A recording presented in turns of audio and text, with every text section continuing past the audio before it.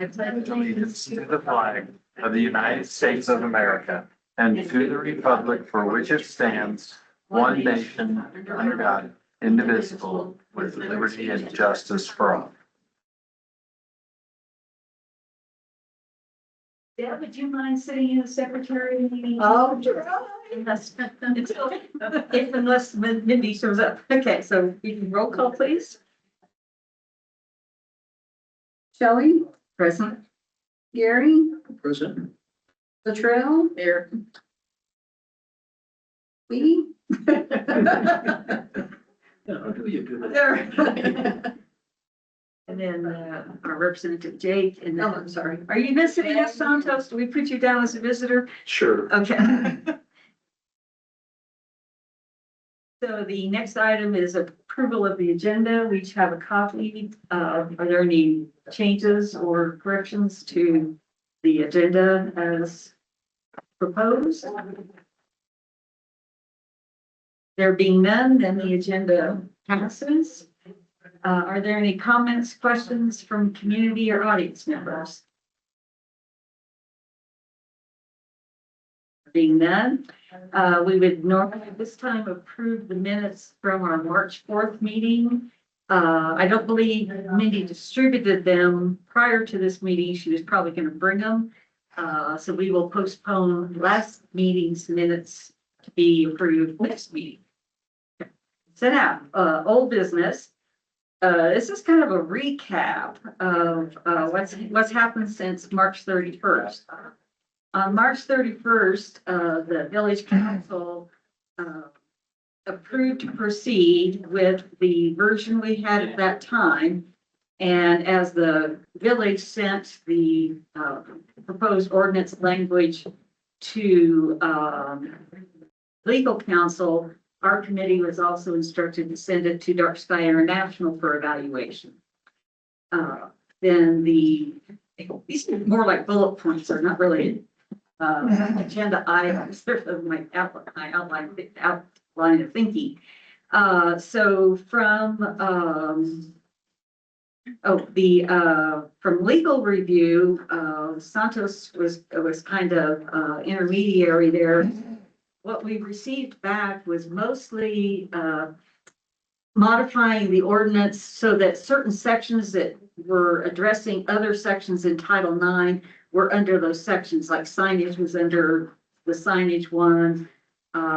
Definitions was moved over to the very first section to be in line with the other definitions. There were a couple of others, and so that, and then some what I would call grammatical cleanup. Sometimes a definition would be written and then repeat itself in different words, and so legal cleanup where there were just redundancies and stuff like that. There were a couple of questions that legal had in an email like a week or so later. One dealt with Christmas lighting, saying that as the ordinance was written at that time, there were 4 places that Christmas lighting could be on the building, like the eave, the window, the something to something, and choose 2 of 4 different features on your building. And legal said she anticipated a lot of pushback on that. However, those 4 options address Christmas lighting or holiday lighting on buildings. It didn't address trees, lighted reindeer in the yard and stuff like that. So as long as it's seasonal lighting, lighting features on your building were limited to 2 out of 4 features. And then they're under seasonal lighting, it covers string lighting, trees, reindeer in your yard and that kind of stuff. So that was already addressed within the ordinance itself. And the other comment was about safety, about having only 1 light on after 10, which is addressed in the safety portion of it. So that there again, the ordinance kind of answered her question within itself. When it was sent to Dark Sky International, we got back, and I think I've circulated most of these, but if not, there's a copy you can pass around and then let me know if you want another copy. We sent it to Dark Sky, and I I don't know if we realized at the time, you were actually applying for municipal code review. You weren't applying for a dark sky community application. So this is their criteria. And we have scored 60 out of 100. And there's 2 columns. One column is optional, which gives you points. But of the required ones, anyway, we were pretty far short of the required I ones. think 70 or 75 is the requirement. We were about 12 to 15 short. Something like that. Anyway, and then, so here's the details. So then Gary and I went back and forth and analyzed, well, if this is criteria we didn't meet, how hard would it be to meet? And we were going back and forth between ourselves, and we kept asking ourselves, if we were so closely modeled after the Breckenridge ordinance, which is a recognized community, which actually, they're a recognized urban space, which is different from a recognized community because they are so close or so far from a community of 10,000 to 50,000. So, and I didn't realize, and I don't know if I probably did, but there are several different dark sky recognitions. There's a dark sky place, a dark sky preserve, dark sky community, dark sky urban place. So each of these have different criteria. So we're pretty far from being a recognized dark sky community. And I brought their criteria with their checklist is 6 pages long. And they sent me a copy of Breckenridge's application. And Breckenridge's application was 183 pages. And I think a lot of that was you're required to have a lighting inventory of all municipal owned lights. And so I think that was their appendix, which was pretty big. Ours would probably be about 2 paragraphs for municipal. So we do have a path forward, but so Gary and I corresponded with representatives from Dark Sky International saying, if we're so closely modeled after Breckenridge, why are we so far away from meeting the criteria? And so they offered to set up a Zoom meeting. There's a panel of what, 5 or 6? Yeah, there were quite a few. 5 or 6 Yeah, of their I think 4 of them and representatives. 2 of us. Yes, Yeah, yes. and they kind of went through line by line about, well, this is a shortfall, this doesn't really make sense. And I'm like, well, that's what Breckenridge did. And they kept saying, well, sorta. Anyway, I said, well, what do we do? And they said, well, actually, beginning in February of 2026, just a couple months ago, they have a new designation, which is a dark sky recognized municipal code. And they said, you're pretty close to this one. And being so new, they have not had any applicants. And if we really try hard, we may be the first dark sky municipal recognized code in the US. And we go, wow, yeah, okay, we can tell. And we just kept going back and forth about the history of how many revisions we've had, and we're kind of stuck. And one of the gentlemen on the panel is their code review person. And he says, I'll tell you what, he says, you guys are dedicated, you're enthusiastic. I really want to help you out. Let me help you rewrite what you've got so that it meets Dark Sky International criteria and meets the needs of our small community. And I said, wow, if you'd help us do that. And he said he would do it outside of Dark Sky International time, because I think he may be a paid staff, I'm not sure. And he does that as a consultant basis. And in later conversations, if I understood correctly, he alluded that it costs Aspen about $30,000 to have their ordinance rewritten, and he's doing this pro bono for us. I said, thank you. So we rapidly wrote back and forth. He would send corrections. I'd say, this isn't going to work for our community. And then he'd send corrections.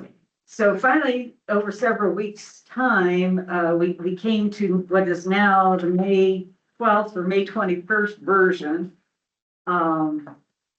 And I asked him several, after a while, we just got to be tweaking small little words. And I said, okay, if our village council approves this and passes it and it gets through everything, would that put us in the running for being the first international dark sky in the US? And he said, absolutely.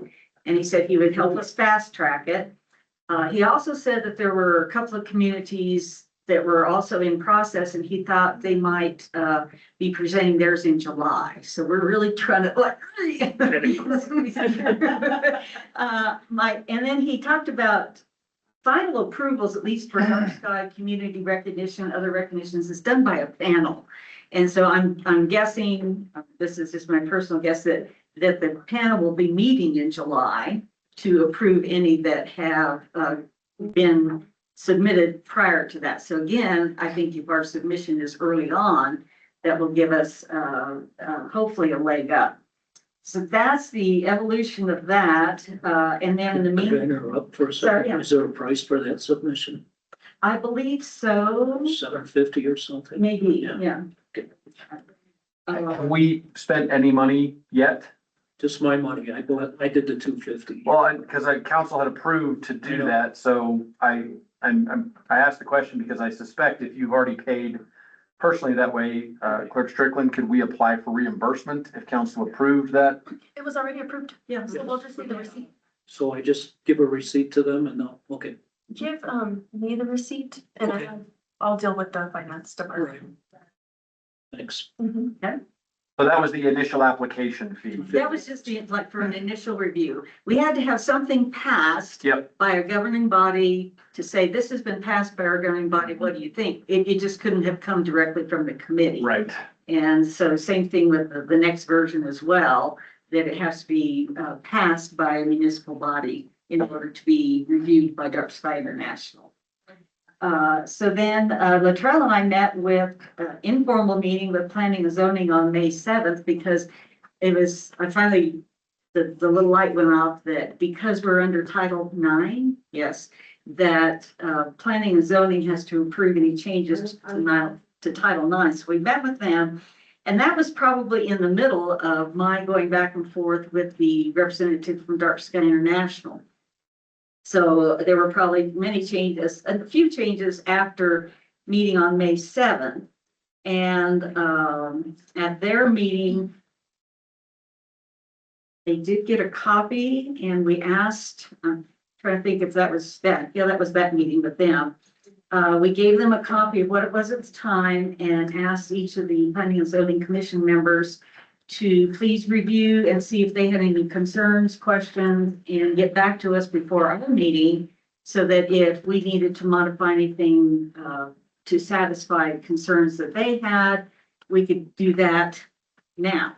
And to the best of my knowledge, no one has commented back. Is that correct, Santos? I'm sorry. Has anyone from planning and zoning presented any issues, comments, or questions? Planning and zoning, no. I did get an email from the resort based on the previous conversations, just with respect to like night skiing and maintenance, making sure some of those elements were exempt. So I did get that today, but nothing from P and Z members. I think that was actually at the same time we met on May 7th, when we were videoed you in. Mhm. And we did add maintenance equipment, Yes. even though it's not like building lighting, it's still permanent lighting, like the posts and stuff for snowmaking. We added that in, and Dark Sky International didn't have an objection to the resort's concerns. And at the time, they said they were gonna forward their notes based on the ordinance that they had today. So I know in our conversation on the 7th, that was a big concern to make sure that some of the functions that they have to maintain on the mountain for maintenance and Snowmaking. prep, snowmaking was exempt. But I need to go through and I'll forward to you what I got today. In addition to an email, I'll send out to P and Z members so we can talk about all that on Thursday as well. And a representative from the resort said that they will also be in attendance on Thursday. Personally, I believe it's some of the things we've already discussed, making sure we're all on the same page on some of the activities that they're gonna just need at night that gets them prepped for the morning. Well, then after a while, I started thinking that a lot of it is like the snow cats and snow Mhm. maintenance on that. Those are vehicles. Right, So those wouldn't be under a building or facilities ordinance. But I mean, the freestanding poles that are permanent, like for night skiing and snowmaking, then those have been exempt. And Dark Sky International didn't have a problem with that. I just wanna make sure we're all Yeah, looking at it together and previously it was a conversation and now there's an actual document that they forwarded, so. okay. I think we can capture all of it on Thursday. Okay, good. So we'll be, we can present this evening, vote on something to present to planning and zoning, who will maybe fine tune it, tweak it. I don't believe we would have to have a meeting after that. Is that correct? For you to send it on to council? That No. unless there's major changes, but so far we don't anticipate it, right? No, I think if you guys can agree on Thursday, what this should look like, then I think we'll do parallel paths of getting it ready for council, check for any last minute legal review, so that when it's scheduled for council, it's kind of a unified document that everybody's reviewed. So That, and then, what about public notification? There's, that's included in this whole process. So there was a public notice about Thursday's P and Z meeting, that was on the agenda, discussion and approval of the night sky ordinance. We'll also do the same in getting it ready for when we can get it scheduled for the next council meeting. There'll also be another notification as well. So, and that one may be a little more detailed with the actual ordinance posting on the website. Something we've done in the past of just the underline and the strike throughs, things of that nature. So that the public gets an idea of what would be part of the conversation when it does go to council. that all ring true, Jake? You- Yeah, the process is true, I guess, and please stop me if I'm interrupting the wrong thing. I've obviously been out of pocket, which we talked about before the meeting, and just to make that impression, not all of the council people will have seen all the work that you guys have done since council voted to move forward. So, I have heard some of the changes at Dark Sky, but have we taken what you guys are working on now as the current draft and compared it in an easy to understand way to what council initially gave notice to proceed on? Because sounds like there's some pretty substantive changes in there. So I do have a side by side, March 31st, and then what we call May 12th, even though I gave it to Sanders on the 21st of May, but I don't know that, we have not presented anything to council because we had not voted on it here. Sure. And planning and zoning had not approved it. But we have a side by side, and if I haven't sent it to you, I can. I got a summary, but I don't think I got the actual side by side from you. So if you wouldn't mind sending that. It's this, there isn't anything different than this, right? That's two columns. And I rearranged it, since I met with planning and zoning on May 7th, because what I did on the first side by side, I went through section by section, section A, section B, section C. This one focuses more on reality, like these are the changes for existing lighting, and these are the changes for new construction lighting, and it broke it up into existing and then new. And then there's a couple pages on things that didn't really matter, where legal just changed the verbiage, took out redundant words, that kind of thing. So that would be a quick overview of where it was from March 31st, approved by council to proceed, and what we're asking for final vote on now. There's actually very little technical changes. There's a few technical changes. To me, the biggest ones were, the Dark Sky International said that the 2000 Kelvin was very impractical. And we said, oh, but we got that from a professional. And I challenged them a couple of times saying, we got this from a professional.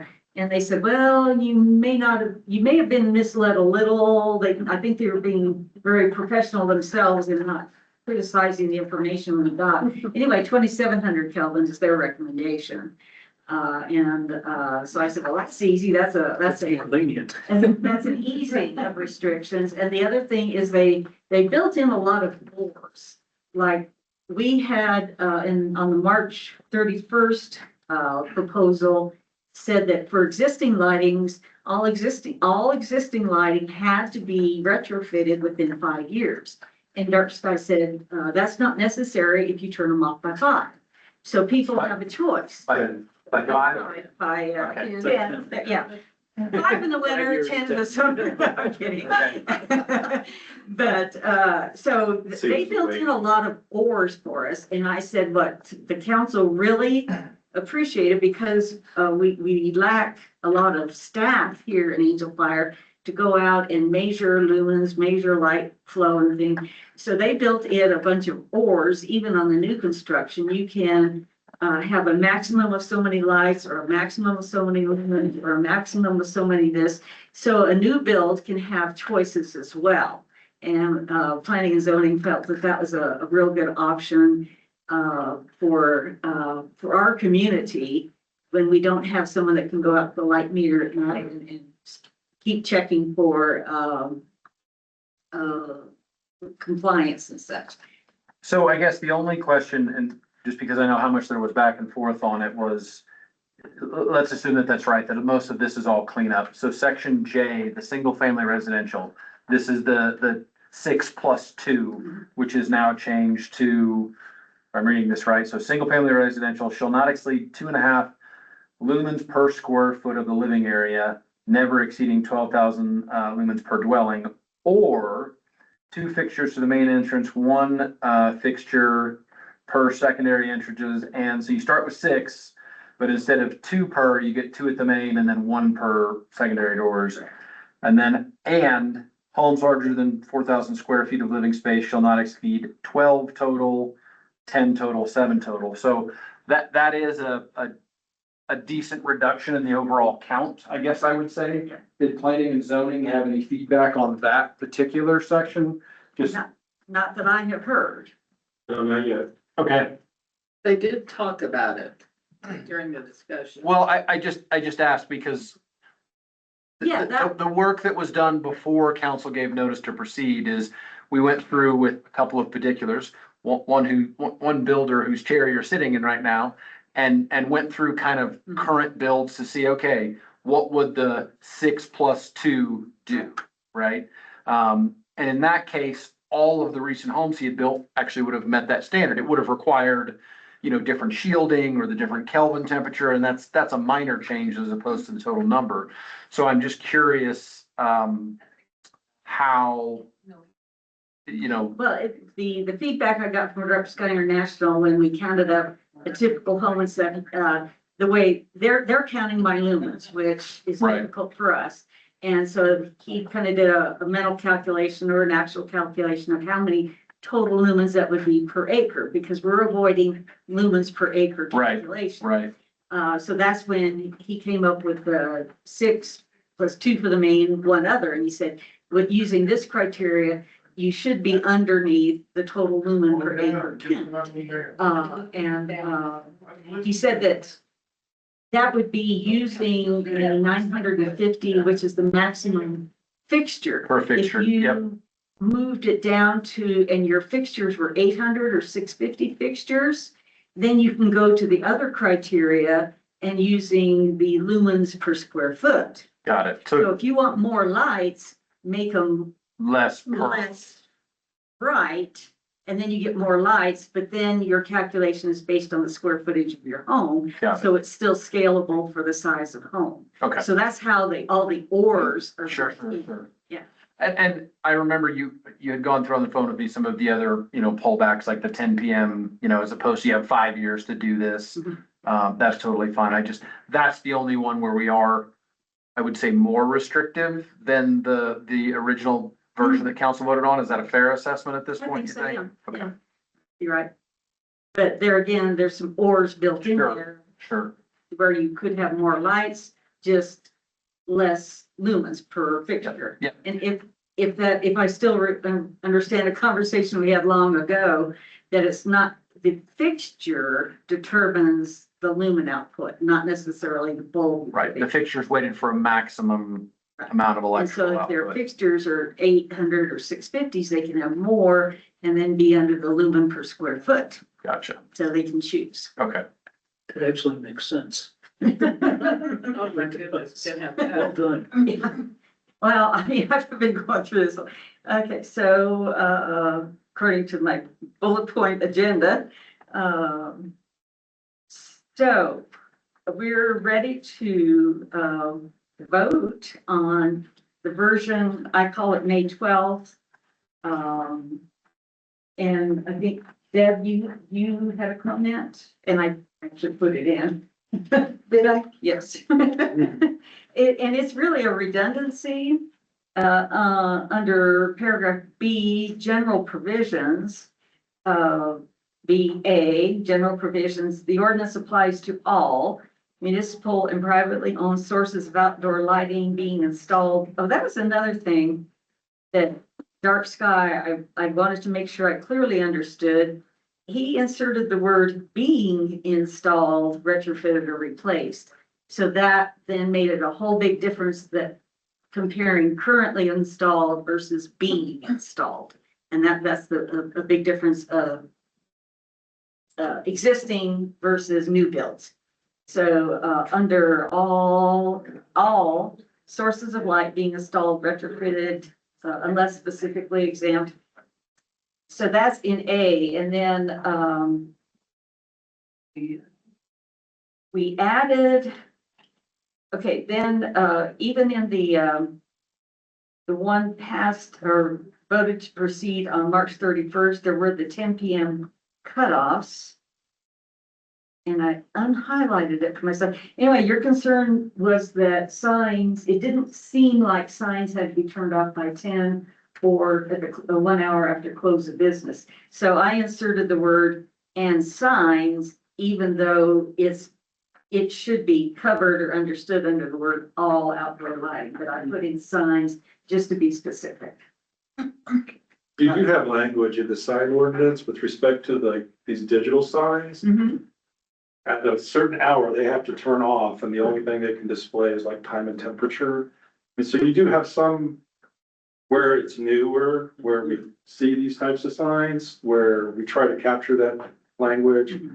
But the rest of the lights, I believe, are supposed to be like backlit, not backlit, upward, Downlit. downward lit. So this would capture those that aren't these new digital displays. And when we started and we were looking at a lot of different municipalities and they had big sections on signage, and I saw that Angel Fire already had quite an extensive section on signage lighted or not lit.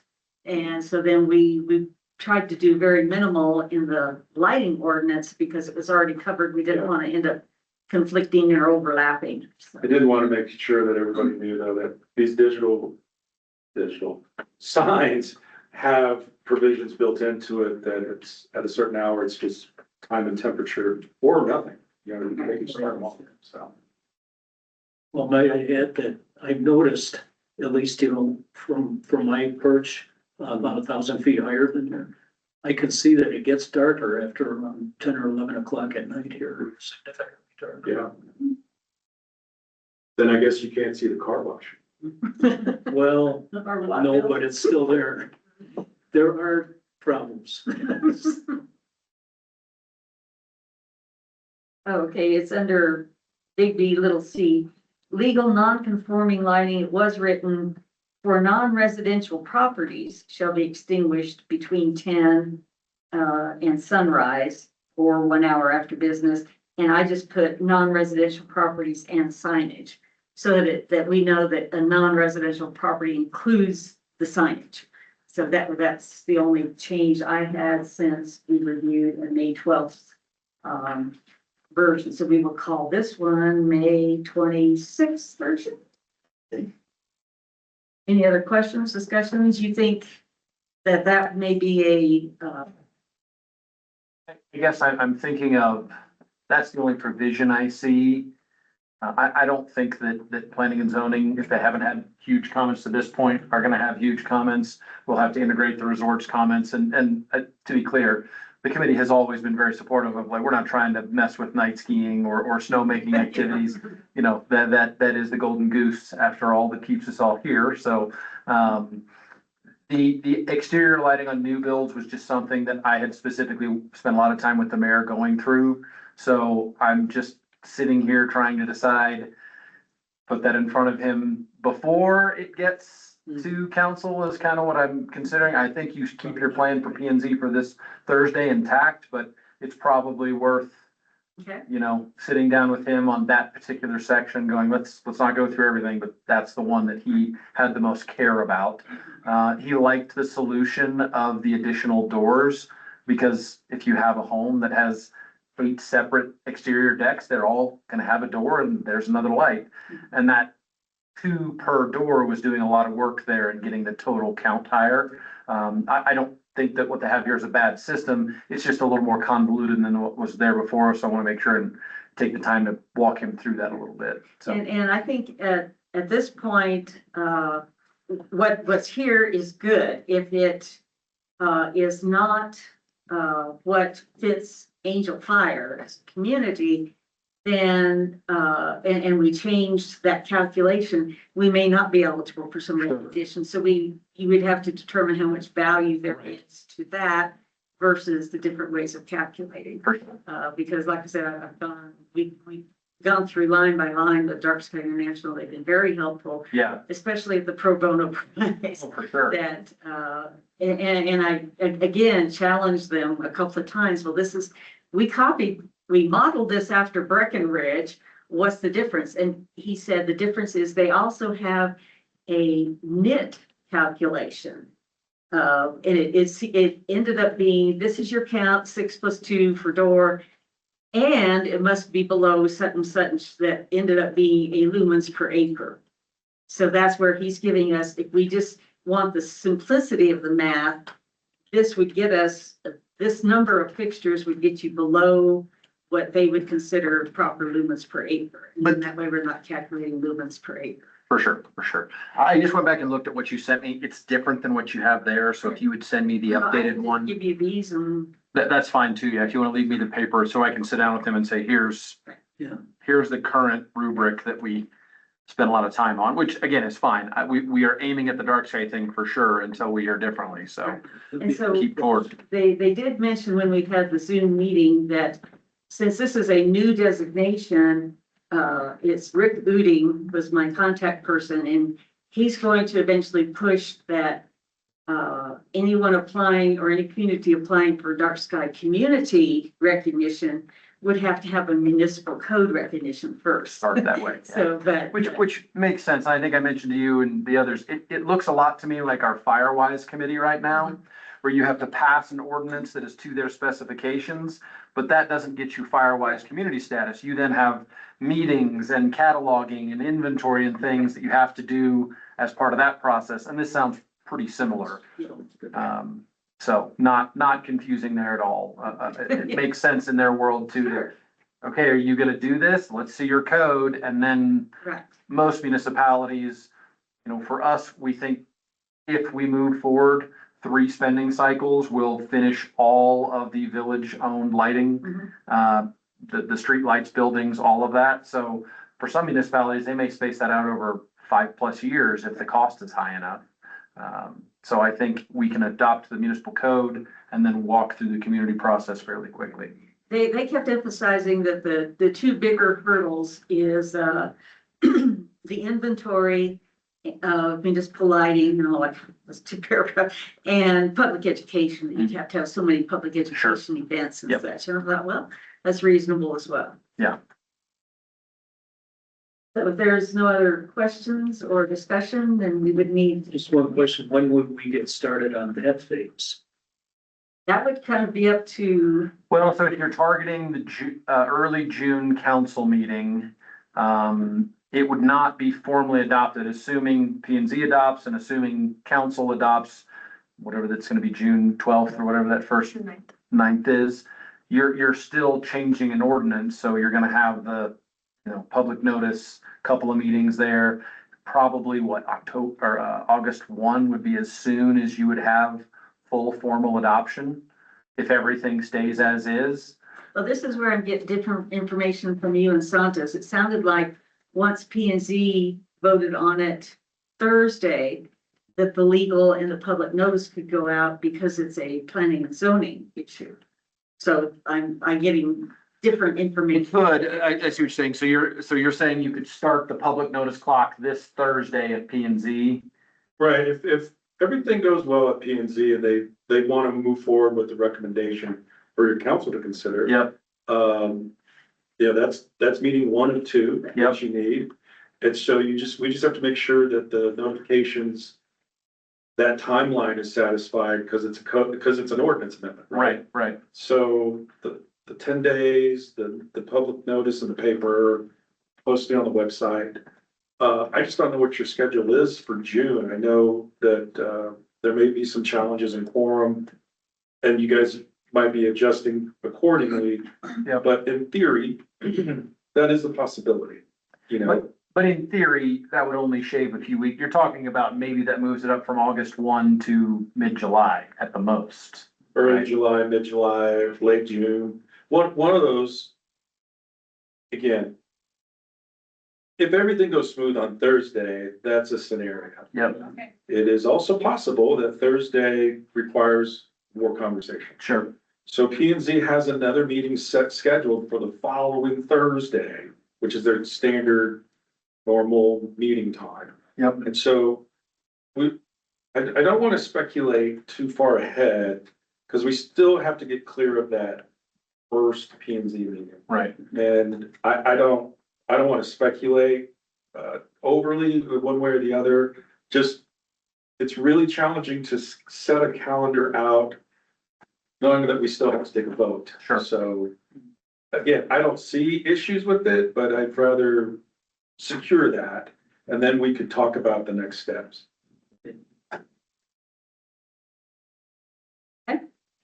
So then we'll need a motion to present this, at the P and Z meeting on the 28th. I make a motion. Second. So Latrell second, all in favor? Aye. And any opposed?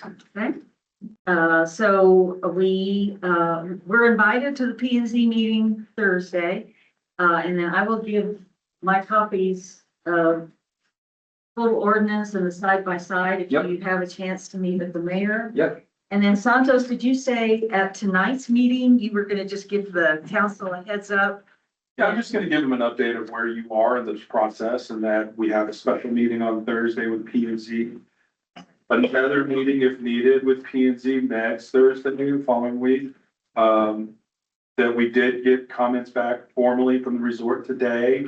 You guys have made an amendments to your ordinance based on your action that you just took.